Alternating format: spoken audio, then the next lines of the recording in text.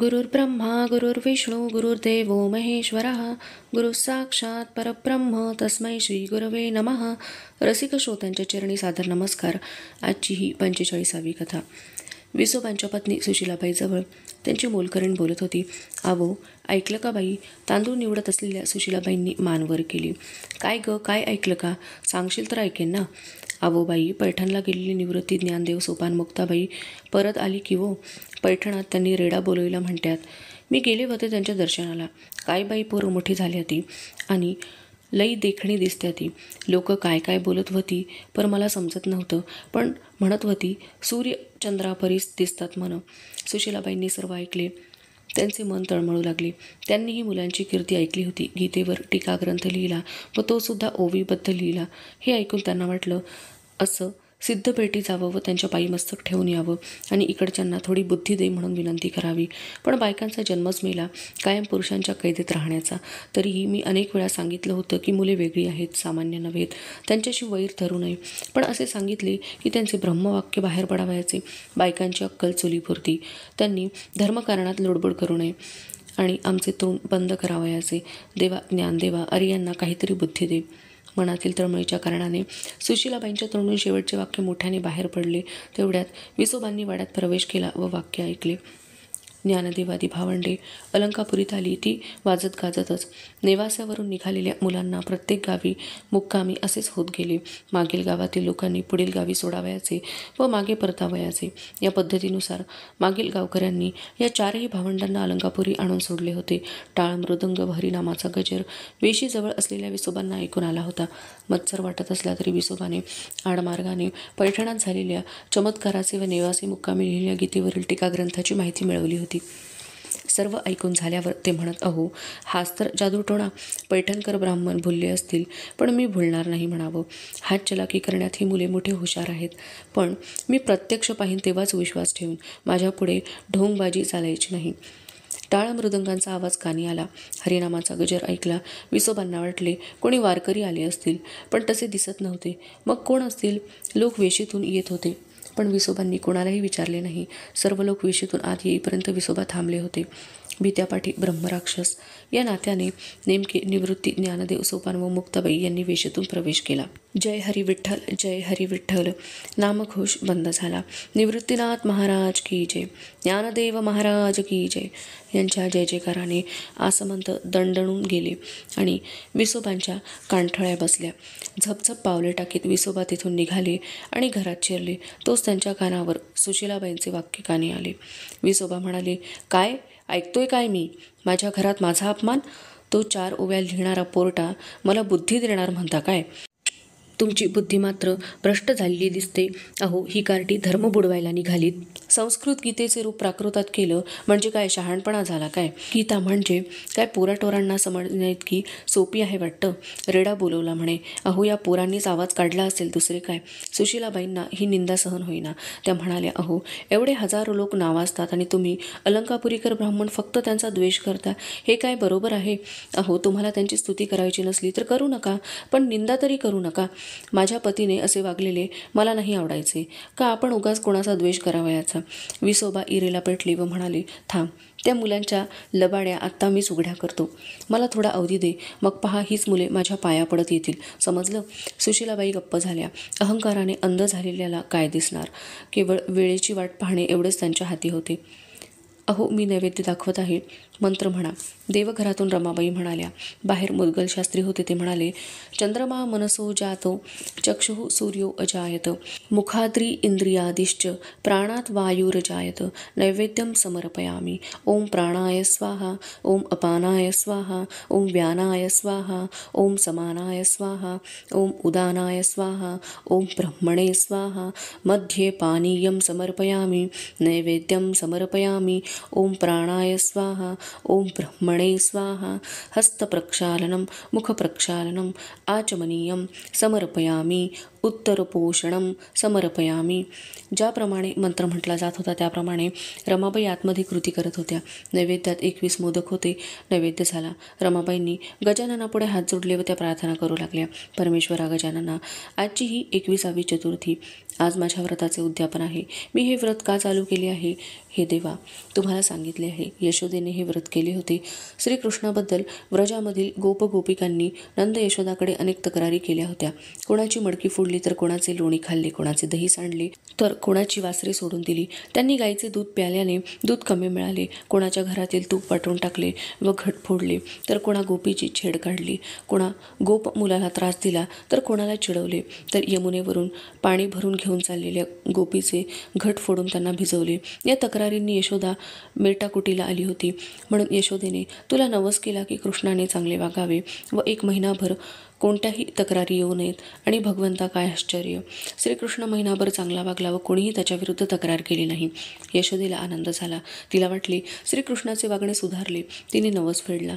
तबकामध्ये 21 लाडू होते. यशोदा तुझ्यापुढे डोळे मिटून तिची प्रार्थना करीत होती. तिने डोळे उघडले आणि तबकात पाहते तो काय, तेथे एकही लाडू नव्हता. बाहेर खेळत असलेल्या श्रीकृष्णाला यशोदेने हाक मारली व विचारले, बाळा या तबकातील लाडू काय झाले. तेव्हा तोंड पुसत श्रीकृष्णाने उत्तर दिले, आई गणपतीसमोर तू डोळे मिटून बसली होतीस ना, तेव्हा ते गणपतीने खाल्लेत. ते पहा त्याचे पोट. देवा असा खोडकर असला तरी चालेल. मी डोळे उघडून बघते तेव्हा सर्व मोदक जागच्या जागी असतात, कारण माझ्या घरात तसा खोडकर श्रीकृष्णच नाही. देवा मी ते कोंडस रूप पाहण्यास, त्या मऊ शरीराची ऊब घेण्यास अतिशय आतुर झालेली आहे. ते रूप माझ्या मांडीवर कधी खेळेल असे मला झाले आहे. देवा कधी देशील मला एक कोंडस बालक. देवा आता माझा असा अंत पाहू नकोस. ओम भवती भिक्षां देही. ज्ञानदेवाने आपल्या आगमनाची सूचना दिली. रमाबाईंनी डोळे उघडले. त्यांनी गणपतीकडे पाहिले. त्यांना आजचे गजाननाचे रूप प्रसन्न वाटले. त्यांनी ते मोदकाचे ताट उचलले व त्या बाहेर आल्या. ज्ञानदेवाला म्हणाल्या, ज्ञानदेवा कितीतरी चतुर्थ्या मी तुझी वाट पाहत होते, पण तू आलाच नाहीस. आज माझ्या व्रताचे उद्यापन आहे. अगदी वेळेवर आलास. आज तू जेवूनच जातोस का. ज्ञानदेव म्हणाला, काकू नको, बाकीची वाट पाहत असतील. आपण जे काही असेल ते वाढा, मी निघतो. रमाबाई म्हणाल्या, मग हे सर्व मोदक तूच घेऊन जा, म्हणजे सर्वांना होतील. असे म्हणून त्या ज्ञानदेवाच्या झोळीत सर्व मोदक घालू लागल्या. ज्ञानदेव म्हणाला, थांबा काकू, देवाच्या नैवेद्याचे मोदक आपण न घेता आम्हाला सर्व का म्हणून देता. 4 मोदक आम्हा 4 भावंडांना पुरे आहेत, बाकीचे आपण प्रसाद म्हणून घ्या. रमाबाई म्हणाल्या, ज्ञानदेवा गेल्या 20 चतुर्थ्यांचे मोदक आम्ही खाल्ले आहेत की त्यांनी काही उपयोग झाला नाही. मग आता काय फरक पडणार आहे. पण माझी इच्छा आहे की तुम्हा भावंडांना पोटभर मोदक द्यावेत म्हणून, आणि तूही आज अगदी वेळेवर आलास म्हणून तूच घेऊन जा हे सारे. ज्ञानदेव म्हणाला, काकू असे आपण म्हणू नये. देव आपल्या श्रद्धेची सत्व परीक्षा पाहत असतो. त्यात आपण उत्तीर्ण झालो तर आपणास फळ मिळते. रमाबाई म्हणाल्या, ज्ञानदेवा श्रद्धेचा अंत होण्याची वेळ आली आहे. आम्ही काय त्रैलोकीचे राज्य मागत आहोत म्हणून आमची एवढी परीक्षा पाहावायची. आता व्रत केले म्हणून त्याचे उद्यापन करायचे एवढेच, पण फलप्राप्ती मात्र पुढच्या जन्मी मिळणार असे दिसते. ज्ञानदेवाने रमाबाईंच्या तोंडापुढे हात नेला. रमा काकू आपणच असे म्हणू नये व हताश होऊ नये. देव देण्यासाठी आला तर परत जाईल हे आपले बोल ऐकून. रमाबाई म्हणाल्या, ज्ञानदेवा एवढे माझे भाग्य आहे का. ज्ञानदेव म्हणाला, काकू पहा तर प्रसादाचे हे 4 मोदक घ्या. असे म्हणून ज्ञानदेवांनी तबकातील 4 मोदक उचलले व रमाबाईंच्या उंजळीत घालू लागला. तोच विसोबाने वाड्यात प्रवेश केला. शिव शिव शिव, काय पाहतो आहे हे मी. मुद्गल शास्त्री, या संन्यासाच्या पोरट्याच्या हाताने विटाळलेले मोदक तुम्ही घेत आहात. रमाबाई, अहो ब्राह्मणने एकदम बुडवायला निघालीत पोरटी आणि तुम्ही त्यांना साथ देताय. फेकून द्या ते मोदक. मुद्गल शास्त्री शांतपणे म्हणाले, अहो तुम्ही ते मोदक घ्या व घरात नेऊन ठेवा. परमेश्वराचा प्रसाद जर असा विटाळू लागला तर त्या प्रसादाला प्रसाद म्हटल्यात तरी काय अर्थ आहे. आणि शिवाय ज्ञानदेवांच्या हातून मिळालेला प्रसाद तर उलट जास्त पवित्र झाला आहे. विसोबा म्हणाले, काय मुद्गल शास्त्री, आता आपली एवढी मजल गेली की काय. या कार्ट्यांनी तुमच्यावरही जादूटोणा केलेला दिसतो. पण मुद्गल शास्त्री, मी तुम्हाला सांगून ठेवतो की तुम्ही हे मोदक आत्ताच्या आत्ता माझ्यासमोर बाहेर टाकून दिले नाहीत तर तुम्हावरही आम्हाला ग्रामण्य करावे लागेल, हे लक्षात ठेवा. मुद्गल शास्त्री म्हणाले, विसोबा एक म्हणता सर्व अलंकापुरीचे ब्राह्मण ज्ञानदेवांचे भक्त झालेले आहेत. तुम्ही व महादेव भट्ट हे दोघेच काय ते अजून अहंकाराने अंध झालेले आहात. तुमचे पोपटपंची ज्ञान जेव्हा अनुभवाच्या प्रांतात अपुरे पडू लागेल तेव्हा तुम्हालाही या ज्ञानदेवाचेच पाय धरावे लागतील, हे लक्षात ठेवा. विसोबा तुम्ही तुमचा निर्णय घेण्यास समर्थ आहात, आम्हाला आमचा निर्णय घेऊ द्या. बोला ज्ञानदेवा. आणि ज्ञानदेवाने स्वरात स्वर मिसळला. पांडुरंग हरी वासुदेव हरी, विठ्ठल विठ्ठल विठ्ठल. अहो ऐकलं का. ते मोदक आत नेऊन ठेवा. भोजनाच्या वेळी आपण ते प्रसाद म्हणून घेऊ. विसोबाने हे ऐकलं व पाय आपटत ते बाहेर निघून गेले. अहो मुक्ताबाई ऐका, एक आनंदाची गोष्ट सांगते मी. असे म्हणत कुंभाराची गौरी झोपडीच्या दारातून मुक्ताला हाका मारू लागली. परसदारी असलेली मुक्ता पुढे येऊन म्हणाली, का ग गौरीबाई, काय गडबड आहे आणि कसली आनंदाची बातमी आणली आहेस ती? गौरी म्हणाली, मुक्ताबाई, किती वेळा तुम्हासनी सांगितलं की तुम्ही मला गौरीबाई म्हणू नका म्हणून. निस्त गौरी म्हणा. अहो, तुम्ही मोठी माणसं, बामण लोक. मुक्ता गौरीच्या बोलण्याला हसू लागली. गौरी, बया, आता हसाया काय झालं? मी काय वंगाळ थोडीच बोलले. मुक्ता म्हणाली, हसू नको तर काय करू? आम्ही काय मोठी माणसं? एक कपडा अंगाला, दुसरा दांडीला. राहायला झोपडी, जेवायला भिक्षान्न. सर्व ब्राह्मणांनी आम्हाला वाईट टाकलेले व आम्हाला तुमच्यापेक्षाही क्षुद्र ठरवले आणि तू म्हणतेस की आम्ही मोठी माणसं आणि ब्राह्मण.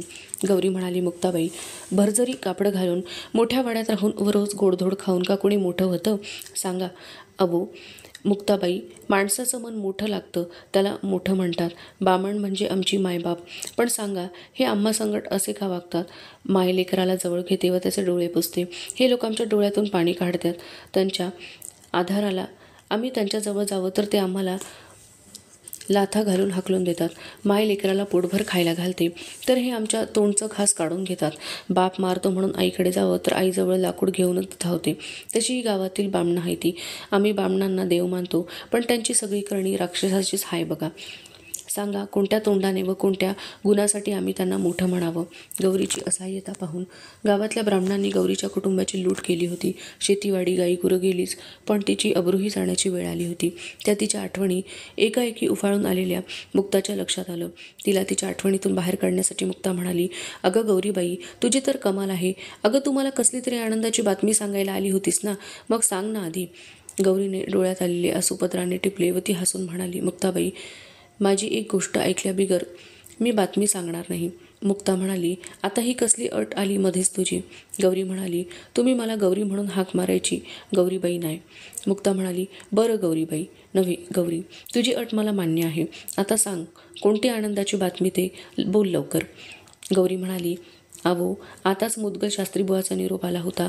रमाबाईंना कसं नुसं होतंय, पोटात अन्न ठरत नाही म्हणून शेजारणीला बोलवणं आलं. तशी ती म्हणाली, रमाबाईला देव पावलेला दिसतोय म्हणून मी इकडे धावत आले. म्हणलं तुम्हाला बी सांगावी ही गोष्ट. मुक्ता म्हणाली, हो का? फारच बरं झालं बाई, देवानं गारणं ऐकलं एकदाचं. बाजूला निवृत्तीनाथ ज्ञानदेव सोपान बसले होते. त्यांच्याही कानी गौरीचे बोलणे गेले. त्यांच्याही चेहऱ्यावर गौरीला आनंद दिसला. संध्याकाळची वेळ होती. थंडगार वारा वाहत होता. नदीच्या पलीकडील शेती वाऱ्यावर डोलत होती. सूर्य समोरील डोंगराच्या माथ्यावर टेकून अलंकापुरीचा निरोप घेण्याच्या तयारीत होता. झोपडीत निवृत्ती ध्यान लावून बसला होता, तर बाहेर अंगणात सोपान मुक्ता ज्ञानदेवाला काही शंका विचारत होती. सोपान म्हणाला, ज्ञानदा, जीवाची विहित कर्मे कोणती? ज्ञानदेव म्हणाला, सोपाना, विहित कर्माचा विचार करताना वर्ण व आश्रम या दोघांचाही विचार करावयास पाहिजे. अध्ययन, अध्यापन, याजन ही ब्राह्मणांची विहित कर्मे. अध्ययन, यजन, शासन, पालन ही क्षत्रियांची. अध्ययन, यजन, व्यापार, शेती ही वैश्यांची विहित कर्मे आहेत. तर या त्रिवर्णांची सेवा हे क्षुद्रांचे विहित कर्म आहे. यातही आश्रम धर्माप्रमाणे वागणे म्हणजे ब्राह्मण, क्षत्रिय, वैश्य यांना द्विज म्हणतात. ब्राह्मणांची मुंज 8 वर्षी, क्षत्रियांची 12 वर्षी व वैश्यांची 16 वर्षी मुंज करतात. म्हणजे तशी पद्धत आहे. त्यानंतर बटूंनी गुरुगृही जाऊन ब्रह्मचर्याचे पालन करावे. ज्ञानोत्तर गुरुच्या आज्ञेने गृहस्थाश्रमाचा स्वीकार करून विहित कर्माचे आचरण करून कुटुंब व समाजाचे जीवन चालवावे. पुढे वयाच्या 50व्या वर्षी वानप्रस्थाश्रम स्वीकारून अरण्यवास करावा आणि पुढे आयुष्य असल्यास 75व्या वर्षी संन्यास घेऊन अरण्यात जीवन संपवावे. मुक्ता म्हणाली, मग यांपैकी कोणते कर्म जीवाला कर्मबंधनात घालून पुन्हा जन्म घ्यावयास लावते? ज्ञानदेव म्हणाला, मुक्ता, कर्म जड आहे. कर्म कधीच बंधनात घालत नाही, तर कर्मामागची भावना, उद्देश जीवाला बंधनात घालतो. जे कर्म आचरताना इतरांना पीडा दिली जात नाही, जे अनेकांच्या फायद्याचे आहे, जे शुद्ध मनाने निर्हेतुक बुद्धीने केले जाते व शेवटी जे कर्म परमेश्वराला अर्पण केले जाते किंवा ज्याच्या फलाविषयी करता अनासक्त असतो, ते कर्म बंधनात घालत नाही.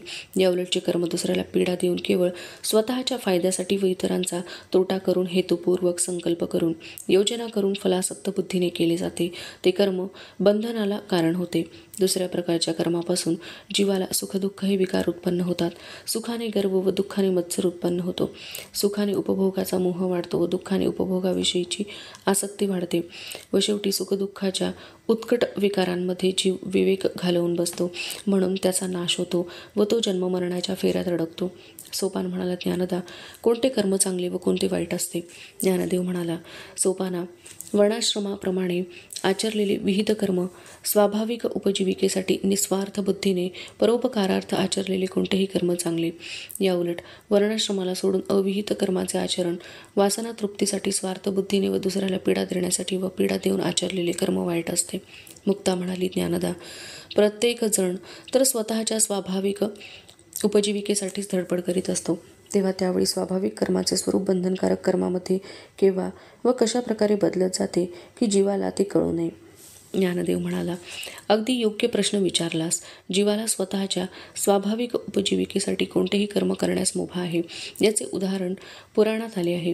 कारण उपजीविकेचे साधन वंश परंपरेने आलेले असते व ते पुढे चालू ठेवले जाते. त्याप्रमाणे व्याध हा मृगांची हत्या करून व तुलाधार हा धान्यांची विक्री करून त्यांची उपजीविका चालवत होते. पण या त्यांच्या उद्योगात परिग्रह नव्हता, उद्याकरिता साठवण नव्हती, वासना तृप्ती इच्छापूर्ती हा भाग नव्हता. केवळ रोजचा दिवस भागवणे व शरीर धारणेकरता अन्नाचे ग्रहण करणे व तेवढेच मिळवणे हा त्यामागे हेतू होता. जेव्हा हा हेतू संपून जीव परिग्रह वाढवण्याचा वासना तृप्तीच्या मागे लावतो, नावडीचा विचार करून संकल्पाने कर्मे करून त्यांची उभारणी करतो, तेव्हापासून त्या कर्माचे बंधन सुरू होते. आणि ही गोष्ट जीवाच्या लक्षात येत नाही, कारण त्याला वस्तूचा मोह केव्हा पडतो व त्या जाळ्यात केव्हा फसत जातो हे त्याला कळत नाही. उदरभरण करण्यासाठी अन्न ग्रहण करणारे, आवडीनावडींमध्ये व्यापार करणारे, नफ्याच्या वाढीमध्ये, समाजसेवक प्रसिद्धीमध्ये, शासन करणारे सत्ता व अधिकारामध्ये, ज्ञानी गर्वामध्ये व दुसऱ्याला तुच्छ समजण्यामध्ये केव्हा गुंतत जातात ते त्यांना कळत नाही व तेथूनच मार्ग बदलतो व जीवाला बंधन पडू लागते. सोपान म्हणाला, मुक्ता, ज्ञानदेवांनी सांगितलेल्या कर्माच्या विवेचनाबद्दल विचार करताना मती गुंग होऊन गेली. खरोखरीच कर्माचे आचरण हा फारच मोठा प्रश्न आहे, म्हणजे तारेवरची कसरत आहे. म्हणूनच भगवंतांनी श्रीगीतेमध्ये कौशल्याने कर्म करणे आवश्यक आहे हे सांगितले आहे. ती कुशलता अंगी बाणणे खरोखरीच अवघड आहे आणि ते कौशल्य जमले नाही तर जन्ममरणाच्या चक्रात अडकून पडले जाते, अगदी जन्मोजन्मी सुद्धा. मुक्ताबाई, मुक्ताबाई, ऐकलं का? आपल्या मुद्गल शास्त्री बुवांना मुलगा झाला, आत्ताच अर्धी घटका झाली या. गौरी धावत आली होती व धावता धावताच ती ओरडून सांगत होती ही आनंदाची बातमी. गौरी धापा टाकीत झोपडीच्या दाराशी येऊन उभी राहिली तेव्हा तिला ज्ञानदेव, सोपान व मुक्ता एकत्र बसलेली दिसली व बाजूला निवृत्ती समाधी लावून बसलेला दिसला. मुक्ता म्हणाली, अगं हो गौरी, एवढे धावत कशाला बरी यायचे? 2 पळ उशीर झाला असता ही बातमी सांगायला तर काही बिघडले नसते. ये बस, जरा शांत हो आणि सावकाश सांग सगळे काही. गौरी झोपडीच्या आत कुडाला टेकून तशीच बसली. तिचा ऊर दम लागल्याने खालीवर होत होता. तिची धांदल व आनंद पाहून तिघांनाही कौतुक वाटले. तिघांच्याही चेहऱ्यावर आनंदाचे हास्य होते. थोड्या वेळाने मुक्ताने गुळ पाणी आणून गौरीपुढे ठेवले. मुक्ता म्हणाली, हे घे आधी, म्हणजे तुला बरे वाटेल, मग सांग. गौरीच्या तोंडाला खरोखरीच कोरड पडली होती. तिने गुळाचा खडा तोंडात जरा चावला व तांब्यातील पाण्याची धार तोंडात धरली आणि तांब्या संपवूनच खाली ठेवला. मुक्ता म्हणाली, हां बोल गौरी, प्रथम मला सांग, बाळबाळांतीन सुखरूप आहेत ना? गौरी म्हणाली, हां आहे ती. मुक्ता म्हणाली, मग तू बाळाला पाहिलेस का? गौरी म्हणाली, नुसता मुखडा पाहिला. मुक्ता म्हणाली, कसा वाटला?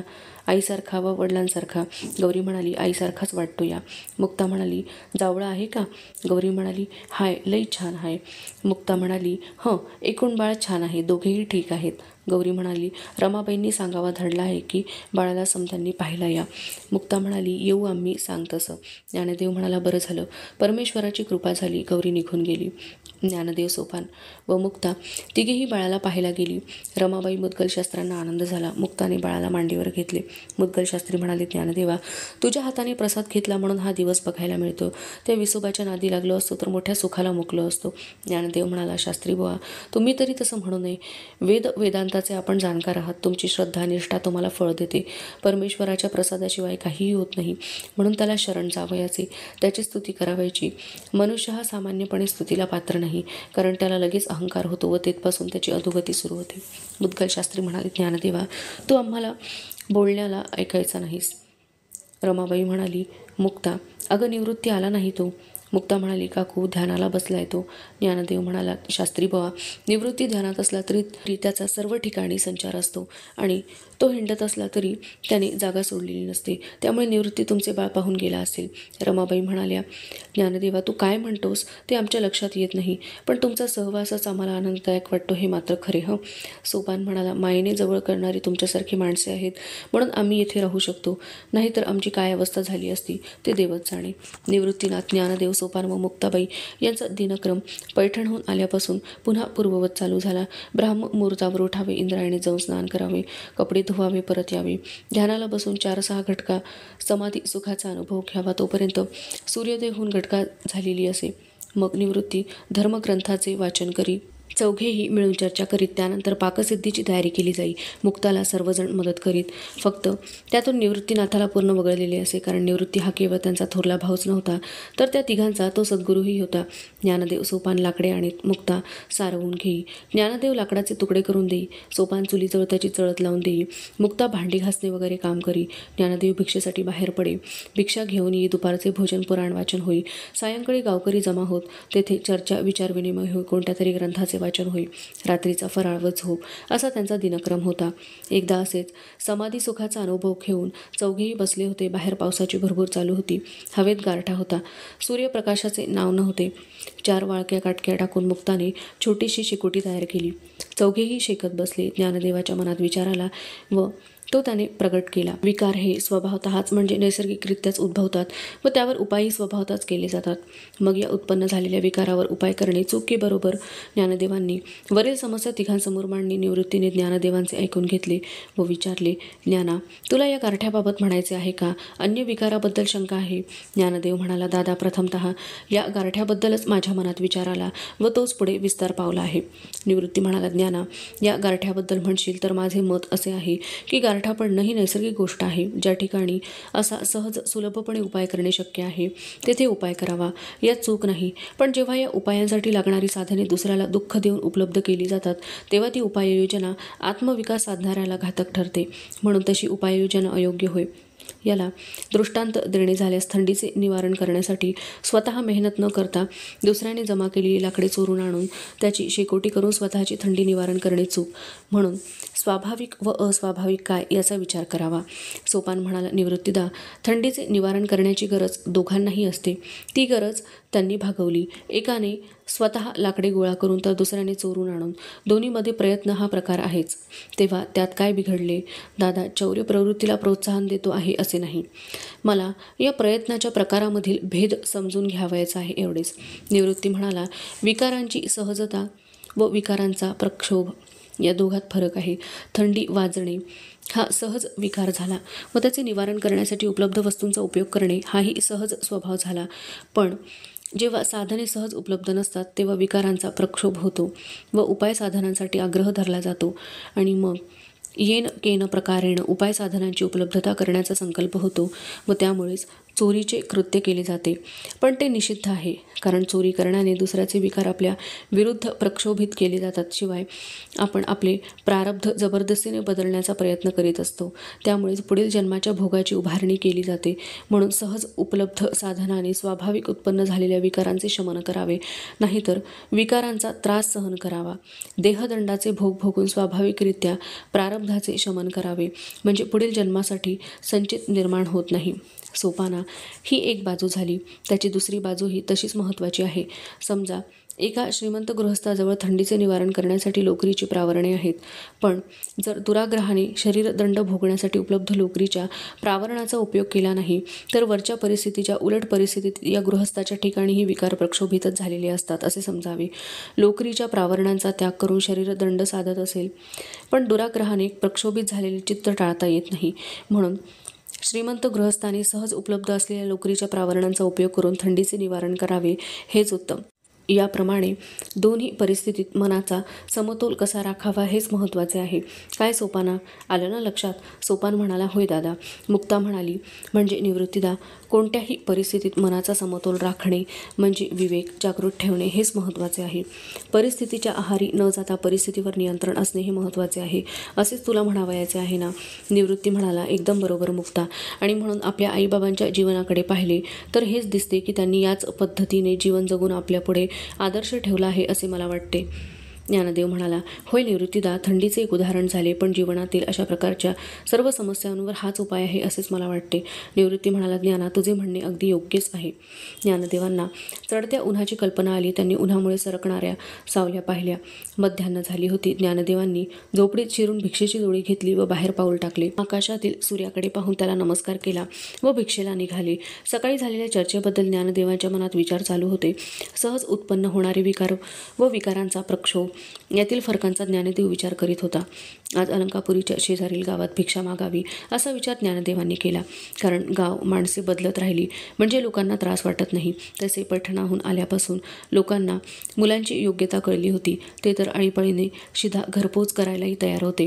पण ज्ञानदेवांनीच त्यांना मना केले होते. काही लोक चांगले होते तर काही अजिबात बदलले नव्हते. चांगल्यांच्या चांगुलपणाचा नेहमी फायदा घेणे हे ज्ञानदेवांना पसंत नव्हते. म्हणून जी घरी क्रमशः येतील त्या 5 घरी भिक्षा मागावी. जे मिळेल व जेवढे मिळेल तेवढे घ्यावे असा ज्ञानदेवांनी नियम केला होता. त्याप्रमाणे तो भिक्षा मागाव्यास एका घरासमोर उभा राहिला. भिक्षा मिळाली आणि सुदैवाने 5ही घरी भिक्षा मिळाली. ज्ञानदेवांनी परतीची वाट धरली. आज सोमवार होता. महादेव भट्टांनी सिद्धेश्वराची पूजा उरकून रुद्राची आवर्तने केली होती. आज विसोबाही महादेव भट्टांबरोबर होते. पूजा उरकून दोघेही घरी परतत होते.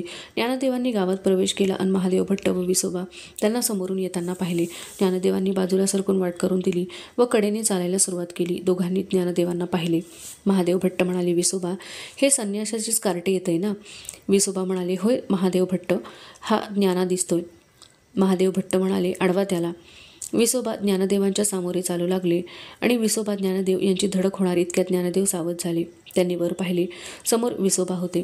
ज्ञानदेव म्हणाले, क्षमस्व भूदेव, आपण दिसलात म्हणून बाजूने चालत जात होतो मी व आपणासाठी रस्ता सोडला होता. विसोबा म्हणाले, कार्ट्या, म्हणजे तुला काय म्हणायचे? मुद्दाम तुला धडक बसावी म्हणून मी इकडून चालतोय? अरे, मला कुठूनही चालण्याचा अधिकार आहे, तर उलट तुलाच इथून या रस्त्यानेही चालण्याचा अधिकार नाही, कळले? आणि वर मला शहाणपणा सांगतो, बाजूला हो, नाहीतर मुस्काट फोडीन. अरे, इथून चालण्याचंच काय, पण तुम्हाला जगण्याचाच अधिकार नाही. ज्ञानदेव म्हणाला, असे का भूदेव? आम्ही आपण सांगितल्याप्रमाणे पैठणाहून शुद्धीपत्र आणले आहे. तेव्हा आम्ही भिक्षा मागून उदरनिर्वाह करू शकतो. आपल्या दारी आलो तर आपण भिक्षा वाढूनही वाटल्यास. महादेव भट्ट म्हणाले, अरे पोरा, पैठणाचे काय सांगतो? पैठणात केलेल्या जादूटोणागिरीला पैठणातील ब्राह्मण भुलले असतील, पण आम्ही नाही भुलणार, समजलास? आणि पैठणकरांनी जरी तुम्हाला शुद्धीपत्र दिले असले तरी आम्ही तुम्हाला शुद्ध मानायला तयार नाही, कळलं? ज्ञानदेव म्हणाला, पण भूदेव, आपणच तर म्हणाला होतात ना की आम्ही पैठणात जाऊन शुद्धीपत्र आणावे, म्हणून तर आम्ही पैठणला गेलो होतो. महादेव भट्ट म्हणाले, म्हणालो होतो, पण पैठणकरांना काय होते शुद्धीपत्र द्यायला? शुद्धीपत्र दिले व ही धर्मभ्रष्टांधता दिली इकडे पाठवून. ज्ञानदेव म्हणाले, भूदेव, त्यांनी नाही आम्हाला पाठवले, आम्हीच आलो इकडे. विसोबा म्हणाले, ज्ञाना, तुला सांगून ठेवतो की या अलंकापुरीतील पावित्र्य आम्ही तुमच्या अस्तित्वाने नष्ट होऊ देणार नाही. आम्ही अलंकापुरीकर ब्राह्मण तुम्हा चौघांनाही येथे सुखाने जगू देणार नाही, हे लक्षात ठेवा. तुला गावात भिक्षा मागू देणार नाहीच, पण बाजूच्या पंचक्रोशीतील लोकांना आम्ही ताकीद देऊ की कोणीही तुम्हाला भिक्षा घालू नये, कळलं? महादेव भट्ट म्हणाले, विसोबा, नुसते बोलून उपयोगी नाही, कृती पाहिजे. विसोबा म्हणाले, काय करूयात महादेव भट्ट? महादेव भट्ट म्हणाले, ज्ञानाजवळ असलेली ती भिक्षेची झोळी घ्या. आणि विसोबा व महादेव भट्टांनी ज्ञानदेवांना धरले. त्यांच्या खांद्यावरची झोळी काढून घेतली. ज्ञानदेवांनी विचार करून कोणत्याही प्रकारे प्रतिकार केला नाही. समोरच एक कुत्रे बसले होते. त्याच्यापुढे उंजळीतील अन्न ओतून दिले. विसोबाने झोळीच्या फाडून चिंध्या केल्या व ज्ञानदेवाच्या गळ्यात घातल्या आणि विसोबाने ज्ञानदेवांना ढकलून दिले. मुक्ताबाई लांबून हा प्रकार पाहत होती. ज्ञानदेवांना उशीर झाला असे वाटल्यावरून मुक्ता ज्ञानदेवांना पाहण्यासाठी उंच वट्यावर उभी राहिली होती की जेथून गावातील रस्ता नजरेत येत होता. ज्ञानदेवाला धरून त्याची अवहेलना करीत असल्याचे मुक्ताच्या नजरेत आले. तिने डोळे मिटून घेतले, ओठ दातांखाली दाबले व एका पळातच पूर्ववत झाली. तिने प्रक्षुब्ध होणाऱ्या सर्व संवेदना संयमित केल्या. तिने समोर नजर टाकली तेव्हा ज्ञानदेव खाली मान घालून येत होता. विसोबा व महादेव भट्टही ज्ञानदेवांच्या पाठमोऱ्या आकृतीकडे पाहत होते. दोघांच्याही चेहऱ्यावर असुरी आनंद दिसत होता. मुक्ता ज्ञानदेवांच्या आकृतीकडे पाहत होती. ज्ञानदेवांनी ओसरीच्या पायऱ्या चढल्या तेव्हा मुक्ता झोपडीकडे वळली. मुक्ता झोपडीच्या दाराजवळ आली. तिने हळूच कवाट ढकलण्याचा प्रयत्न केला तेव्हा ते आतून बंद असल्याचे तिला जाणवले. ती झोपडीच्या गवाक्षातून पाहू लागली तेव्हा तिला दिसले की ज्ञानदेव बाळकृष्णासमोर बसला होता व त्याच्या नेत्र शिंपल्यातून मोती उघळत होते. मुक्ताला वाईट वाटले. मृदू अंतःकरणाच्या ज्ञानदेवांना जे सहन करावे लागले ते अतिशय वाईटच होते हे मुक्ताला समजून आले. तरी पण देहभावाच्या जाणीवेने अवहेलना झाली म्हणून होत असलेला अश्रुपात आत्मिक बळ कमकुवत करतो, याची आठवण होऊन मुक्ता ज्ञानदेवांना हाका मारू लागली. आई गेल्यापासून मुक्ताने मातृप्रेमाने सर्वांना सांभाळले होते, खाऊ पिऊ घातले होते, त्यांची काळजी केली होती. आत्ता आई असती तर तिनेही ज्ञानदेवांना असे समजावले असते आणि मुक्ता ज्ञानदेवांना समजावू लागली. ज्ञानदा, अरे दार उघड, मी पाहिले तुला कोणी व कसा त्रास दिला तो. पण पण आपण काय करणार अशा अहंकाराने मत्त झालेल्या लोकांना? अरे तू तर मनाचा मावाळ आहेस, तेव्हा या लोकांना क्षमा कर, त्यांचे अपराध पोटी घाल, कारण मोठेपण संतपण फार अवघड आहे. येथेच तिची परीक्षा आहे. विश्व जरी विकाराने प्रक्षुब्ध झाले, संतप्त झाले, तर संतांनी करुणारूप जलाचा वर्षाव करून त्यांना शांत करावयास पाहिजे. लोकांनी अपशब्द वापरला तर ते आपल्या सहनशक्तीची पराकोटी पाहण्याची परीक्षा घेत आहेत असे समजावे. जणू ते आपल्याला सहनशीलतेचा उपदेशच करीत आहेत. ज्ञानदेवा, हे सर्व शब्द तुझेच आहेत आणि मीच तुला आठवून देत आहे. तूच म्हणाला होतास ना की विश्वाचा पट हा ब्रह्मदोऱ्यांनी उभा आडवा वेढला आहे म्हणून. मग राग व द्वेष कोणी कोणाचा करावायचा? तेव्हा ज्ञानदेवा, तुझ्या भावना आवर व दार उघड. आणि मुक्ताच्या कंठातून माऊलीचे प्रेम पाझरू लागले. योगी पावन मनाचा, साही अपराध जनाचा. विश्वरागे झाले वन्ही, संते सुखे व्हावे पाणी. शब्द शस्त्रे झाले क्लेश, संते मानावा उपदेश. विश्वपटल ब्रह्मदोरा, ताटी उघडा ज्ञानेश्वरा. मुक्ताने ज्ञानदेवांना ज्ञानेश्वर केले, विनवणी केली, पण ज्ञानदेव उठण्याची चिन्हे दिसेनात. डोळ्यांच्या पाटातून पाणी वाहतच होते. मुक्ताने पुन्हा लढीवाळपणे विनवायला सुरुवात केली.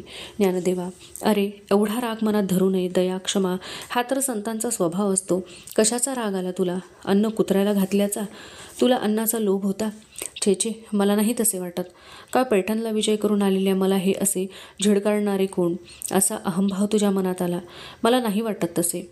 मग ज्ञानदेवा, मला नाही समजत तुला नेमके काय झाले आहे ते. ज्ञानदेवा, तूच वेळोवेळी सांगितलेल्या गोष्टी मला आठवत आहेत. सर्व संसाराविषयी विरक्ती हाच खरा संतांचा स्वभाव आहे. ज्ञानदेवा, तू कसलाच विचार करू नकोस. या संसाराचे चक्र जसे चालविण्याचे ठरवले असेल तसे चालवू दे. संतांनी तर केवळ ब्रह्मनामाचा जप करावा, तोच इह व परलोक सुखी करतो व अंतिमुक्ती देतो असे तूच आम्हाला सांगितले होतेस ना. मग सर्व जगाला सुधारण्याची जबाबदारी आपण का म्हणून स्वीकारावी? तेव्हा असे जर तुझ्या मनात येत असेल तर त्या कल्पना दूर कर व ज्ञानदेवा आता दार उघड. मुक्ताबाईच्या मुखातून शब्द येत राहिले. संततेची जाणा जगी, दया क्षमा ज्याचे अंगी. लोभ अहंता न ये मना, जगी विरक्त तोची जाणा. इह परलोकी सुखी, शुद्ध नाम ज्याचे मुखी. मिथ्या कल्पना मागे सारा, ताटी उघडा ज्ञानेश्वरा. मुक्ताने पाहिले, पण परिस्थितीत काहीच बदल झाला नाही. डोळे पाझरतच होते, तसेच पाझरत राहिले आहेत. मुक्ताने विचार केला, अहो, माझ्या ज्ञानदेवाला राग आला असेल तर अशुद्ध झालेल्या अंतःकरणाला तो धुवून तर काढत नसेल. पश्चात्तापाच्या या गंगा यमुनांमध्ये शुद्ध ज्ञानाची सरस्वती गुप्त असते. ज्ञानदेवा, आता मला तुझा खरा अर्थ लक्षात आला. मी वेडी आतापर्यंत नाही त्या कल्पना करीत होते. विसोबा, महादेव भट्टांसारखे व्युत्पन्न ब्राह्मण असे का वागतात, अशीच तुझी मुख्य अडचण असेल. वास्तविक पाहता ब्रह्मस्वरूप असणारे हे केवळ अहंभावाने हा चांगला जन्म वाया घालवतील व पुनर्जन्माची बेडीपायी अडकून घेतील अशी तुला भीती वाटते आणि म्हणून तुझा जीव तिळतिळ तुटतो. होईना, त्यांना काही सांगावे, समजवावे, सावध करावे असे तुझ्या मनात येत असेल. पण ज्ञानदेवा, असे प्रारब्ध त्यांना त्यांच्या वाटेने नेत असते. अर्थात हे तर तू सर्व जाणतोस. तेव्हा योग्य वेळ येईपर्यंत तू थांब व योग्य वेळी तू तुझे कार्य साधून घ्यावेस हेच उत्तम. होय ना, गंगा नदी जशी तिच्या तीरावर स्नान करणाऱ्यांना पवित्र करते, परंतु यात्रेकरूंनी निदान गंगेपर्यंत येण्याचे, तिच्यामध्ये बुडी मारण्याचे तरी कष्ट घ्यावयास पाहिजेत. ती काही लोकांच्या कळवळ्यांनी त्यांच्या घरोघरी जात नाही. म्हणून तुझे कार्य एवढेच. त्या गंगेप्रमाणे शुद्ध ज्ञानगंगा तुझ्या हृदयी आहे. जो जिज्ञासू असेल त्याला पावन करावे. याने काय होईल? तुझ्या मनात विक्षेपाचे, विकल्पाचे विकार प्रक्षोभ होणार नाहीत. अरे, दुसऱ्याच्या कल्याणाची तळमळ ही मुक्तीला अडथळा करते असे तूच म्हणाला होतास ना. म्हणून तुझी वृत्ती शुद्ध ठेवून तुझ्या मुक्तीचा मार्ग मोकळा ठेव व जेवढे जमेल तेवढे विश्वाचे कल्याण कर. नदी समुद्राच्या दिशेने वाहण्याचे सोडत नाही, पण तसेच ती वाटेतील तृषितांचीही तहान भागवते असे जीवन ठेवावे. मग ज्ञानदेवा, आता तरी माझी विनंती ऐक. मी काय म्हणते, दार उघड, उघडशील ना आता दार? आणि मुक्ताच्या कंठातून स्वर बाहेर पडले. शुद्ध ज्याचा भाव झाला, दुरी नाही देव त्याला. तेथे कोणी शिकवावे, सार साधुनी या घ्यावे.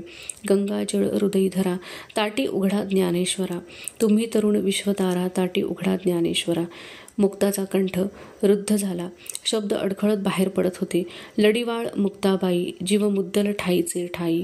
मुक्ताच्या शब्दाने ज्ञानदेवांच्या हृदयाचा ठाव घेतला. नेत्रातून वाहणाऱ्या पाण्याला पापण्यांचा बांध घातला गेला. ज्ञानदेव झटकन उठले. त्यांनी झोपडीचे दार उघडले. दारात मुक्ता बसली होती. ज्ञानदेवांनी मुक्ताच्या दोन्ही हातांना धरून उठवले. मुक्ताच्या गालांवरून उघळणारे मोती ज्ञानदेवांनी बोटांनी अडवले. ज्ञानदेव म्हणाले, मुक्ता, तू जे शेवटी बोललीस तेच खरे आहे. विसोबांसारखे व्युत्पन्न ब्राह्मण असे वागू लागलेले पाहून हृदय पिळवटून जाते. वाटते कसे यांना समजावून सांगावे.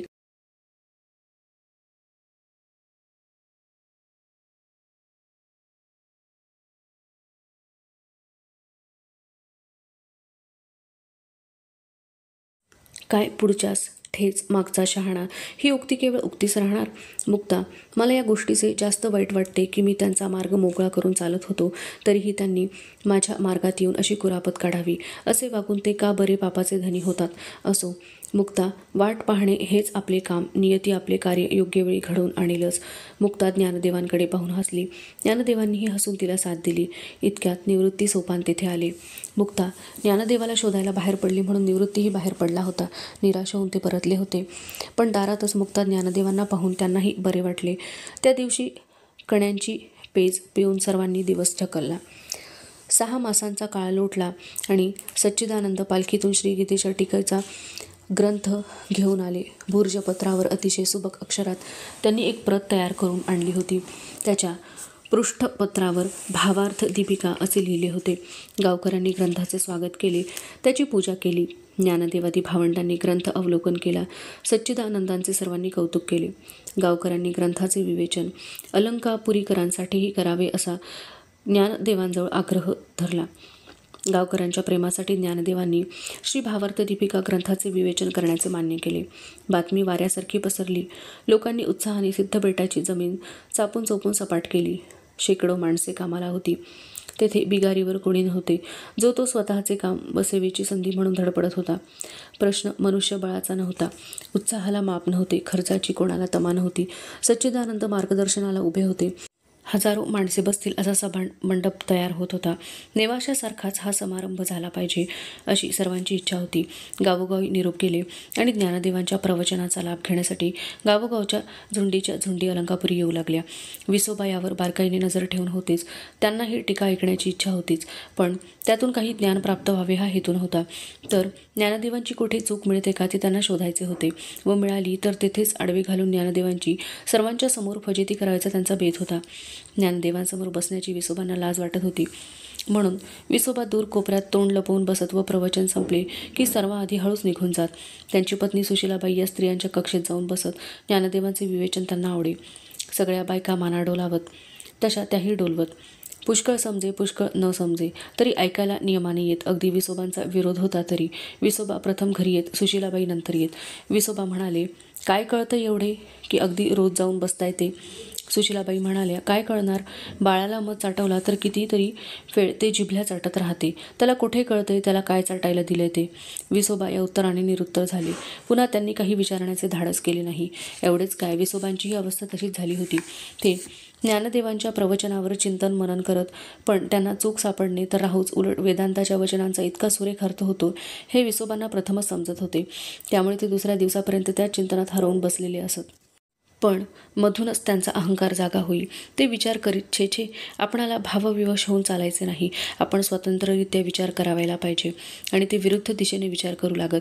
पण विचारांची दिशा हळूहळू बदलून पुन्हा ज्ञानदेवांच्या विचारांशी सहमत होऊन जाई. ज्ञानदेवांचे ते शब्द विसोबांच्या कानी घुमत राहत. भगवान म्हणतात, अर्जुना, माझे नाम सतत घ्यावे, माझे चिंतन करावे. मग ते भक्तीने असो, प्रेमाने, कामनेने असो, सखा म्हणून असो वा शत्रुत्वानेही का असो, पण या सर्वांचे फल एकच, म्हणजे माझी भक्ती व अंतिम मोक्ष. आणि विसोबांना कळून आले की द्वेष मत्सर या भावनेतून त्यांच्याकडून सततच ज्ञानदेवांचे व ज्ञानदेवांनी रचलेल्या ज्ञानदेवीतील ओव्यांचे चिंतन घडत आहे. आणि हे लक्षात आले की विसोबांचा अहंकार तीव्रतेने जागृत होई आणि वेदांतांच्या पोथ्या काढून त्यांच्याशी अर्थाची जुळवणी करून पाहत, परंतु त्यांना एकही दोष आढळत नव्हता. एवढेच नव्हे तर ज्या प्रमेयांची चर्चा वेद उपनिषदांमध्ये संक्षिप्त शब्दातून मांडून त्यातून संस्कृत भाषेतून असल्याने अवघड करून ठेवली आहे, ती ज्ञानदेवांनी दृष्टांतांनी अगदी सुरेख व सोप्या भाषेत मांडून सामान्यांनाही समजण्यास सोपे करून ठेवले आहे. वेदांतात स्त्रिया, वैश्य व क्षुद्र यांना आत्मविकासाचा मार्ग दिसत नाही, पण गीतेने त्यांना प्रेमाने जवळ घेतले आहे. संस्कृतमुळे वेदांतातील जवळीक दाईसारखी वाटत होती, तर ज्ञानदेवांनी माऊलीच्या रूपाने येऊन मायेबोलीत त्यांना प्रेमाचा दिलासा दिला आहे. त्यामुळे स्त्री, वैश्य, शूद्र यांना खऱ्या अर्थाने माऊलीचा प्रेमळपणा मिळाला आहे. आता संसारातील कोणत्याही परिस्थितीमुळे त्रस्त झालेल्यांना ज्ञानदेवाच्या कुशीत शांतता, स्थिरता प्राप्त होऊ लागते आणि म्हणून ज्ञानदेवांच्या प्रवचनाला दिवसेंदिवस गर्दी वाढतच होती, याची जाणीव विसोबांना होऊ लागली होती. त्यामुळे त्यांचे प्रामाणिक मन, अंतर्मन ज्ञानदेवांची स्तुतीच करीत होते. ज्ञानदेवांच्या तोंडून निघालेल्या दृष्टांतांना, विधानांना विसोबा औचित व्हावा बोलून जात.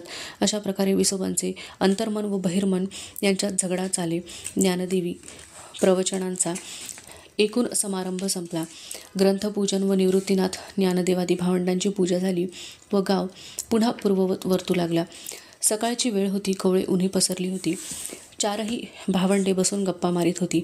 गप्पात वेदांतांची चर्चा, पुराणातील गोष्टी, कधी कोडी तर कधी अंत्याक्षरीचा खेळ चाली. निवृत्तीनाथ म्हणाले, ज्ञाना, सोपाना, मुक्ता, मी तुम्हाला एक कोडे घालतो, त्याचे तुम्ही विचार करून उत्तर द्या. सर्वजण म्हणून सावरून बसले. निवृत्ती म्हणाले, पर्वताग्रे रथौ याती भूमौ तिष्ठती सारथीः चलते वायुवेगेन पदमेकन्न गच्छति. पर्वताच्या शिखरावर रथ असून त्याचा सारथी मात्र जमिनीवर बसतो. रथ वायुवेगाने चालतो, पण एक पाऊलही पुढे जात नाही. सर्वांनी डोके खाजवायला सुरुवात केली. 5-10 पळी गेली, उत्तर सापडेना. मुक्ताच्या चेहऱ्यावर निराशा दिसू लागली. मुक्ता म्हणाली, निवृत्तीदा, काहीतरी सूचक सांग ना. निवृत्ती म्हणाला, बरं सांगतो. प्रत्येक गावात हा रथ असतोच, त्याच्याशिवाय. सोपान म्हणाला, निवृत्तीदा, त्याच्याशिवाय पुढे काय? निवृत्ती म्हणाला, सोपाना, त्याच्या पुढे सांगायचे म्हणजे उत्तरच. सोपान म्हणाला, बरं मग नको सांगू, ठीक आहे. आणि क्षणातच सोपान उत्तरला, कुलालस्य चक्रः. निवृत्ती म्हणाली, बरोबर सोपाना. मुक्ता म्हणाली, ज्ञानदा, आता तू सांग. ज्ञानदेव म्हणाला, बरं ऐका. कृष्णमुखी न मार्जारी, द्विजिह्वा न च सर्पिणी, पंचभर्त्री न पांचाली, यो जानाति स पंडितः. ज्ञानदेवांनी पंचभर्त्री म्हणताना 5ही बोटे एकत्र केलेली मुक्ताने पाहिले. तेव्हा क्षणभर विचार करून मुक्ता म्हणाली, लेखणी. निवृत्ती म्हणाला, मुक्ता, तूच आमच्यात खरी पंडिता आहेस हं. मुक्ता म्हणाली, पंडिता कसली?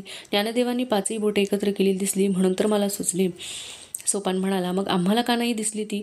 पण डोके कुठे चालते आमचे, कारण आम्ही पंडित नाही ना. आणि सगळेच हसले. ज्ञानदेव म्हणाला, सोपाना, आता तू एक कोडे घाल. सोपान डोके खाजवू लागला. 4-5 पळी गेली आणि एकदम आठवल्यासारखे करून तो म्हणाला, माझे कोडे एकदम सोपे आहे, तरीही ऐका. वृक्षाग्रवासी न च पक्षीराजः, त्रिनेत्रधारी न च शंकरोऽयं, त्वक्वस्त्रधारी न च सिद्धयोगी, जलंच बिभन्न घटौन मेघः. वृक्षावर वास करतो पण पक्षी नाही, त्रिनेत्र आहेत पण शंकर नाही, भगवी वस्त्रे आहेत पण सिद्धयोगी नाही, जलाने भरलेला आहे पण घटही नाही आणि मेघही नाही. मुक्ता विचार करीत बसली. निवृत्ती ज्ञानदेवांना उत्तर कळले होते, कारण मुक्ताने नारळाचे झाडच पाहिले नव्हते. त्यामुळे तिचे अंतःचक्षू देशावरच्या सर्व वृक्षराजी शोधून आले, पण फळात साधर्म्य काही सापडत नव्हते. शेवटी मुक्ता म्हणाली, नाही बाबा, मला उत्तर येत, मी हरले. ज्ञानदेव म्हणाला, मुक्ता, तू अजून लहान आहेस, तुला उत्तर म्हणजे फळ माहीत आहे, पण तुला ते झाड माहीत नसल्याने आठवत नाही. मुक्ता म्हणाली, म्हणजे ज्ञानदा, तुला याचे उत्तर माहीत आहे तर? ज्ञानदेव म्हणाला, होय मुक्ता. मुक्ता म्हणाली, मग सांग ना ज्ञानदा. ज्ञानदेव म्हणाला, अगं नारिकेल फलम. मुक्ता म्हणाली, होय, बरोबर, आलं लक्षात. निवृत्ती म्हणाला, मुक्ता, तू सांगतेस का एक कोडे? मुक्ता म्हणाली, नाही निवृत्तीदा, मला नाही कोडी येत. निवृत्ती म्हणाला, ज्ञाना, मुक्ताला भाग घेता येईल असा खेळ आपण खेळूयात, म्हणजे तिलाही आनंद मिळेल. ज्ञानदेव म्हणाला, जरूर, आपण अंत्याक्षरी खेळूयात. आणि अंत्याक्षरी म्हटल्यावर मुक्ताला आनंद झाला. मुक्ताने भिडू म्हणून ज्ञानदेवांना घेतले. त्यामुळे सोपान निवृत्ती ही जोडी जमली. सर्वात लहान म्हणून मुक्ताला सुरुवात करावयास सांगितली. मुक्ता म्हणाली, ये शृण्वन्ति पठन्ति च गीताशास्त्र महर्निशम, न ते मानुषाज्ञेय देवरूपान संशयः. ज्ञानदेव म्हणाला, वा मुक्ता, तू सुरुवात तर छान केलीस. बोला, तुम्हाला शेवटी य आला आहे. निवृत्ती म्हणाला, मुक्ताने गीता महात्म्याबद्दल म्हटले आहे, मग आपण गीतेचाच आधार का घेऊ नये? होय ना मुक्ता? मुक्ताने मान डोलावली. निवृत्तीने सोपानाकडे पाहिले. निवृत्ती म्हणाला, काय सोपाना, आठवतोय गीतेचा श्लोक? सोपान म्हणाला, दादा लहानाने सुरुवात केली, आता मोठ्याने उत्तर द्यावे. निवृत्ती म्हणाला, ठीक आहे. यया तू धर्मकामार्थान धृत्या धारयते अर्जुन, प्रसंगेन फलाकांक्षी धृतीसा पार्थ राजसी. बोला, आला तुम्हाला. ज्ञानदेव म्हणाला, आता मी सांगतो. मुक्ताला कशाला नेहमी नेहमी त्रास? ऐका. सर्व मंगल मांगल्ये शिवे सर्वार्थ साधिके शरण्ये त्र्यंबके गौरी नारायणी नमोस्तुते. सोपान म्हणाला, काय आला आहे काय आम्हाला? तेषामहं समुद्धरता मृत्यू संसार सागरात भवामी नचिरात पार्थ मय्यावेशित चेतसाम. मुक्ता म्हणाली, सोपानदा, 12व्या अध्यायातील या श्लोकाने भगवंतांनी अनेकांना तारले असेल, पण या मच्या श्लोकाने मला मात्र हरण्यापासून वाचवले खरे. मय्यावेश मनो ये माम नित्ययुक्ता उपासते श्रद्धया परयोपेतास्ते ये युक्ततमामतः. सोपान म्हणाला, मुक्ता, तुला वाचवण्याचे कारण तू सततच गोपाळकृष्णाशी तन मन लावून असतेस ना. पण मुक्ता, कोणते अक्षर आले आहे आम्हाला? निवृत्ती म्हणाला, सोपान, आला आहे, पण मी सांगेन त्याचे उत्तर. तत्क्षेणं शच्च यादृक् च यद्विकारी यतश्च यत् सचयो यत्प्रभावश्च तत्समासेन मे शृणु. मुक्ता म्हणाली, ज्ञानदा, म्हणजे न घ्यायचा ना रे. ज्ञानदेव म्हणाला, होय मुक्ता, नच घ्यायचा, पण मी हे सांगेन. नाहम मनुष्यो न च देव यक्षो न ब्राह्मण क्षत्रिय वैश्य शूद्र न ब्रह्मचारी न गृहीणवस्तु भिक्षुर न चाहम निजबोधरूप. निवृत्ती म्हणाला, ज्ञाना, फारच सुरेख श्लोक आहे आणि तू तर त्याचा अगदी योग्य वेळी वापर केलास. आला आहे काय आम्हाला? ठीक आहे. सोपान म्हणाला, निवृत्तीदा, थांब, मी सांगतो चा श्लोक. प्रकृतीं पुरुषंचैव विध्यनादी उभावपि विकारांश्च गुणांश्चैव विद्धी प्रकृती संभवान. ज्ञानदेव म्हणाला, मुक्ता, सोपाना, काय म्हणतोय ते ऐकलंस का? विकार व गुण हे प्रकृतीपासून उत्पन्न झालेले आहेत. तो प्रकृतीचा धर्म आहे. त्यामुळे या अंत्याक्षरीने काही पोट भरणार नाही. तेव्हा त्याची काही व्यवस्था केली आहे की नाही? मुक्ता म्हणाली, सोपाना, तुझे लक्ष नेहमी भुकेवर, पण तुझी भूक मला समजते. आणि मुक्ताला सकाळचा प्रसंग आठवला. मुक्ता चुलीला सारवण करीत होती. ज्ञाना तिला मदत करीत होता. सोपानाने लाकडाचे तुकडे आणून चुलीपुढे ठेवले. मुक्ताला कसलासा विचार सुचला व तिच्या ओठातून हसू फुटले. निवृत्तीला दिसले मुक्ता हसते आहे. निवृत्ती म्हणाला, मुक्ता, हसायला काय झालं? मनात कसले मांडे खातेस? अशी एकटी खाऊ नकोस, आम्हालाही दे. ज्ञानदेव म्हणाला, मुक्ता, निवृत्तीला आज मांडे खाण्याची इच्छा झाली आहे असे दिसते, तर आज मांडे कर. कसे ते येतात ना तुला? का फक्त मनातच मांडे खाता येतात? मुक्ता म्हणाली, हे पहा, मनात काय म्हणून खरोखरीचे करून घालीन की. आणि विशेष म्हणजे आज घरात सर्व सामान पण आहे. उशीर कशाला? मी आताच त्याचे पीठ भिजवून ठेवते कशी, म्हणजे घटकाभरात चांगले भिजेल. असे सांगून मुक्ताने मांड्यांची तयारी सकाळीच करून ठेवली होती. सोपानाने भूक लागली म्हणून सांगितल्यावर साहजिकच मुक्ता उठली व मांड्यांच्या तयारीला लागली. मांड्यांसाठी परळ शोधू लागली. तेव्हा तिला लक्षात आले की घरात परळ नाही. तेव्हा मुक्ता म्हणाली, सोपानदा, थोडं थांब मी कुंभारवाड्यातून परळ घेऊन येते. आणि मुक्ता झोपडीच्या बाहेर पडली. सूर्य वर चढत होता, त्यामुळे उन्हाची तिरीप चांगलीच चटका देत होती. म्हणून मुक्ताने डोक्यावरून एक फडके घेतले होते व ती पुढील 5-6 पावले रस्ता दिसेल अशा बेताने खाली लवून झपझप पावले टाकत चालली होती.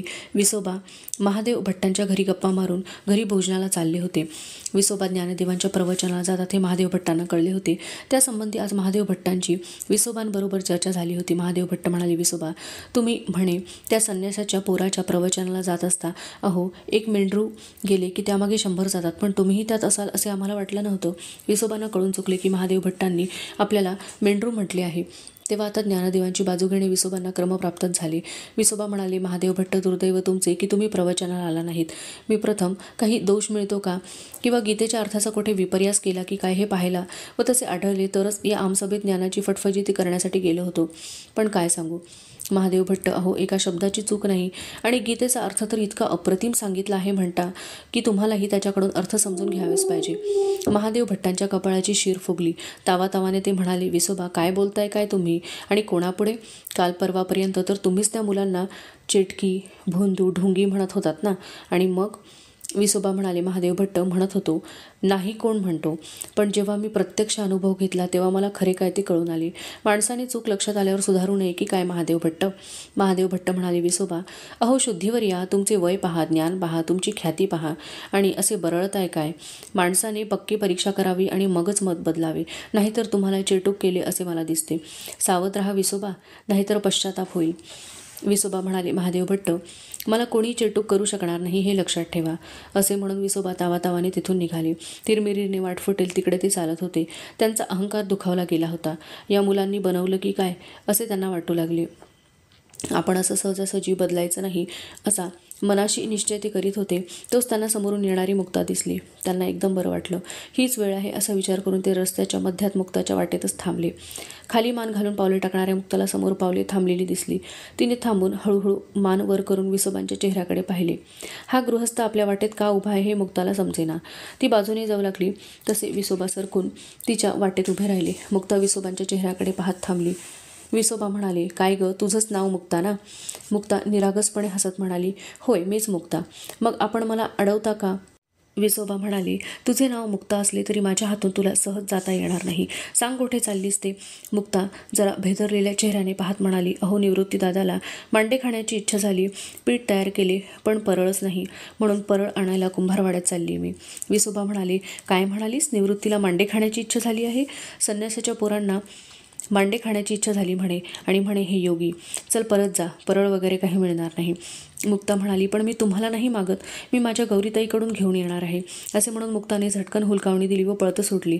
आता मात्र विसोबांच्या रागाचा पारा आणखीनच चढला. तेही इरेला पेटले. एवढीशी पोर हुलकावणी देते म्हणजे काय? तेही मुक्ताच्या मागे पळ सुटले. लोंबणारा धोत्राचा सोगा घाईघाईने एका हातात धरला व ते पळू लागले. बुरुड आळीतून जाताना त्यांचं लक्ष एका जाड बांबूच्या काठीवर गेले.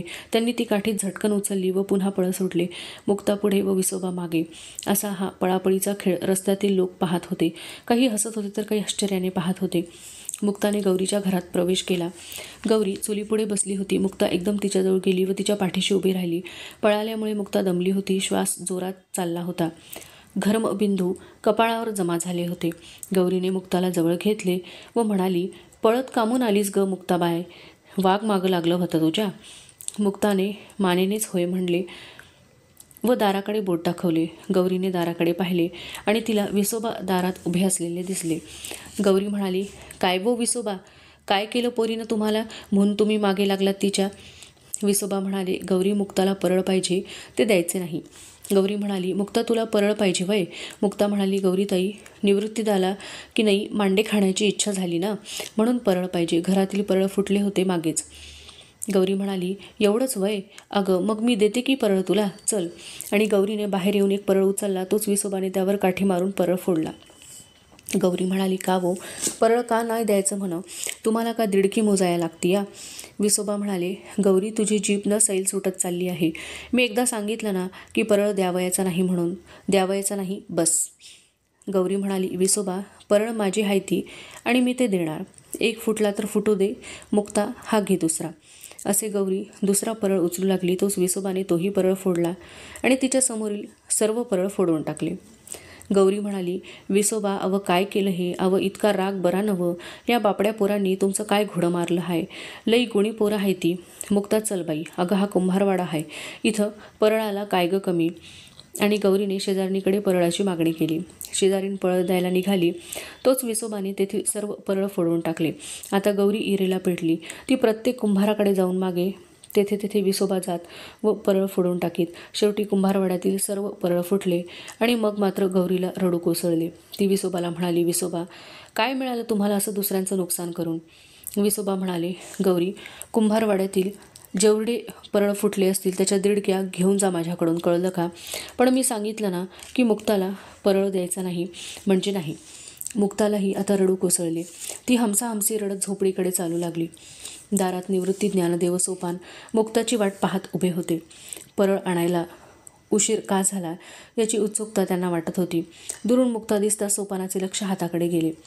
तेथे परळ न दिसल्याने तो म्हणाला, ज्ञानदा, मुक्ताजवळ परळ दिसत नाही, मग एवढा वेळ का लागला? ज्ञानदेव म्हणाला, आता मुक्ता आल्यावरच कळेल. मुक्ता आली ती रडतच. ती ज्ञानदेवाच्या गळ्यात हात घालून हमसाहमसी रडू लागली. ज्ञानदेवाने मुक्ताच्या पाठीवरून हात फिरवला व तिला शांत होऊ दिले. ज्ञानदेव म्हणाला, मुक्ता शांत हो. अगं, असं हमसाहमसी रडायला काय झालं? कोणी बोललं का? मुक्ताने झालेला सर्व प्रकार सांगितला. ज्ञानदेव हसून म्हणाला, एवढंच होय? अगं, मग त्यात कशाला रडायचं? मुक्ता म्हणाली, ज्ञानदा, अरे मग मांडे कसे करणार आणि निवृत्ती त्याला मांडे खायला कसे मिळणार? परळ नाही मिळालं ना. निवृत्ती म्हणाला, मुक्ता तू काळजी करू नकोस, आपण मांडे करू, परळ तयार आहे. मुक्ता म्हणाली, कुठे आहे आणि मग मला दिसले कसे नाही? आणि ज्ञानदेवांनी निवृत्तीनाथांकडे पाहिले. निवृत्तीने ज्ञानदेवांना मानेनेच खूण केली. निवृत्ती म्हणाली, मुक्ता हे पहा परळ. आणि त्यांनी ज्ञानदेवांच्या पाठीवरून हात फिरवला. मुक्ता तू मांडी तयार कर, तोपर्यंत परळ तापून तयार होईल. इकडे विसोबांनी सर्व परळ फोडले.